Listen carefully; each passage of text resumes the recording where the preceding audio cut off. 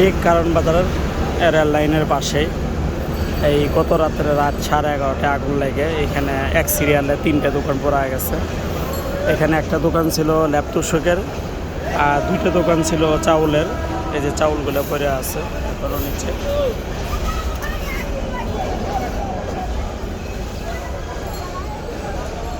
একেবারে পুরোটাই ছাই হয়ে গেছে গা।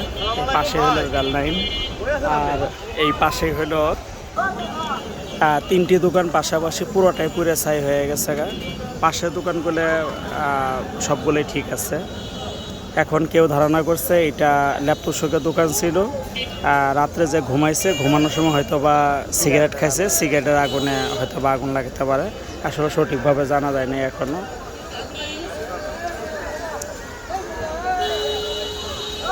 চাউল মোটামুটি ভালো ক্ষতি হয়েছে, কিন্তু ল্যাপটপগুলো পুরোটাই, কারণ তুলার ভিতরে আগুন লাগলে তো এটা নিবানো সম্ভব না একেবারে। পাশে কাঠের দোকান আছে, এরও মোটামুটি কিছুটা পড়ছে।